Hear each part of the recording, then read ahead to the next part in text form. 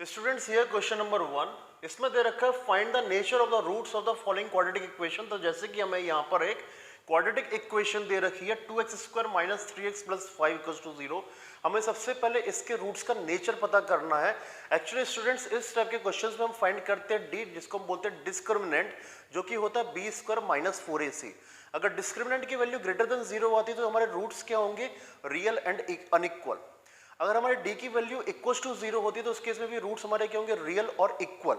और अगर d की वैल्यू लेस देन 0 आती है तो उस केस में हमारे रूट्स क्या होंगे, इमेजिनरी, ठीक है, या फिर हम कह सकते हैं अनरियल। ओके, तो स्टूडेंट्स यहाँ पे इस तरीके से सबसे पहले हम पता करना पड़ेगा कि जो हमारे रूट्स हैं तो उनका नेचर क्या होगा, ओवर डिपेंड करेगा d की वैल्यू ग्रेटर देन 0 है या इक्वल टू 0 है या फिर लेस देन 0 है। अब इसके बाद अगर हमारे रूट्स एग्जिस्ट करते हैं रियल, मतलब अगर d की वैल्यू में ग्रेटर देन 0 मिलती है या फिर d की वैल्यू इक्वल टू 0 मिलती है तो उस केस में हमें रूट्स फाइंड भी करने होंगे। तो फर्स्ट जैसे कि मैं क्वाड्रेटिक इक्वेशन ये दे रखी है, तो अगर मैं स्टैंडर्ड क्वाड्रेटिक इक्वेशन लिखूंगा तो वो क्या होगी, ax² plus bx plus c equal to 0। अगर मैं इन दोनों को कंपेयर करूं तो a की वैल्यू आ रही है 2, b की वैल्यू आ रही है -3 और c की वैल्यू आ रही है 5। और यहाँ पे इसके बाद मैं डिस्क्रिमिनेंट d फाइंड करता हूँ जो कि होता है b² माइनस 4ac। तो b की वैल्यू है -3² माइनस 4 इंटू a की वैल्यू है 2 इंटू c की वैल्यू है 5। तो -3 का स्क्वायर होगा 9 माइनस 4 2 8 5 20। तो यहाँ पे d की वैल्यू स्टूडेंट्स क्या आ रही है, -11। अब क्योंकि जो d है वो क्या है, लेस देन 0, तो इस वजह से यहाँ पे रूट्स होंगे अनरियल। ओके, तो स्टूडेंट्स यहाँ पे जो हमने d की वैल्यू फाइंड करी डिस्क्रिमिनेंट की, तो हमारी वैल्यू क्या आ रही है, -11 लेस देन 0 आ रही है। इस वजह से हमारे रूट्स क्या होंगे, यहाँ पे अनरियल होंगे और अनरियल रूट्स को हमें यहाँ पे फाइंड नहीं करना है। तो जो फर्स्ट हमें क्वाड्रेटिक इक्वेशन दे रखी थी उसका स्टूडेंट सॉल्यूशन बस यहीं तक है। अब आगे वीडियो में देखते हैं सेकंड वाले का सॉल्यूशन किस तरीके से रहने वाला है।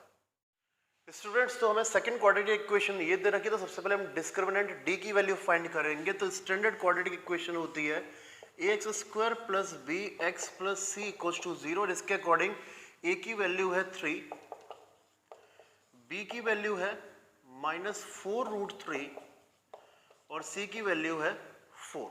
तो स्टूडेंट्स यहाँ पे हमने a b c की वैल्यू फाइंड कर ली। अब डिस्क्रिमिनेंट d फाइंड करते हैं जो कि होता है b² माइनस 4ac। तो b² मतलब कि -4√3 होल स्क्वायर -4 इंटू ए की वैल्यू है 3 और c की वैल्यू है 4। तो स्टूडेंट्स ये हो जाएगा 4 4 16, 16 3 48 माइनस 4 16, 16 3 48। तो यहाँ पे स्टूडेंट्स d की वैल्यू क्या आ रही है, 0। अब क्योंकि स्टूडेंट्स d की वैल्यू 0 आ रही है तो यहाँ पे जो हमारे रूट्स होंगे वो रियल होंगे और उसके साथ में इक्वल भी होंगे। मतलब दो रूट्स जो हमें मिलेंगे उनका नेचर रियल होगा और वो दोनों बराबर होंगे आपस में। तो अब रूट्स हमें फाइंड भी करने हैं। तो रूट्स फाइंड करने के लिए हमारे पास फॉर्मूला है x equal to -b plus minus root d upon 2a। तो x इक्वल टू माइनस और b की वैल्यू हमारे पास क्या थी, -4√3। तो पुट करते हैं तो -4√3 प्लस माइनस रूट d और d की वैल्यू हमारे पास क्या है, 0 अपॉन 2 इंटू ए और a की वैल्यू क्या है, 3। तो x इक्वल टू ये स्टूडेंट्स हो जाएगा minus minus plus 4√3 plus minus √0। तो इस 0 वाले पार्ट को हम रिमूव कर देते हैं क्योंकि अब ये इसकी कोई इंपॉर्टेंस नहीं है यहाँ पर। और 2 3 जा कितना होगा, 6। तो स्टूडेंट्स x इक्वल टू होगा, अब इसको अगर हम सिंप्लीफाई कर दे तो 2 2 जा 4, 2 3 जा 6। तो ये हो गया 2√3 अपॉन 3। तो स्टूडेंट्स ये हो गया 2√3 अपॉन 3। अब यहाँ पे स्टूडेंट्स क्या, जैसे कि मैं दो रूट्स फाइंड करने, तो दो रूट्स किस तरीके से यहाँ पे निकलने वाले वो भी मैं समझा देता हूँ। तो यहाँ पे जैसे कि स्टूडेंट जब हम पहला पॉजिटिव साइन कंसीडर करेंगे तो ये क्या होने वाला है, +0। तो हमें ये निकलेगा और सेकंड टाइम हमें क्या करना पड़ेगा, नेगेटिव साइन कंसीडर करना पड़ेगा। तो इस तरीके से दूसरा 0 निकलेगा जो कि सेम होने वाला है। तो प्लस माइनस का कंसीडर करके एक एक बार हमारे यहाँ पे दो रूट्स निकलते, प्लस साइन कंसीडर करने पे एक रूट निकलेगा और माइनस साइन कंसीडर करने पे दूसरा रूट निकलेगा। अब क्योंकि यहाँ पे 0 वैल्यू है तो +0 से भी कोई फर्क नहीं पड़ना, -0 से भी कोई फर्क नहीं पड़ना। इस वजह से हमारे जो दो रूट्स हैं वो हम लिख देते हैं 2√3 अपॉन 3 और सेकेंड रूट भी यही रहेगा 2√3 अपॉन 3। तो स्टूडेंट्स ये था हमारा सेकंड क्वाड्रेटिक इक्वेशन जिसके रूट्स रियल और इक्वल नेचर के थे और यहाँ पे हमने इसके रूट्स भी निकाल लिए जो कि है 2√3/3। तो यहाँ पे स्टूडेंट जो सेकंड क्वाड्रेटिक इक्वेशन है उसका सॉल्यूशन एंड हो रहा है। अब आगे हम देखते हैं थर्ड क्वाड्रेटिक इक्वेशन का सॉल्यूशन कैसे रहेगा। स्टूडेंट्स क्वेश्चन नंबर 1 में जो थर्ड और लास्ट क्वाड्रेटिक इक्वेशन में दे रखी है वो है ये।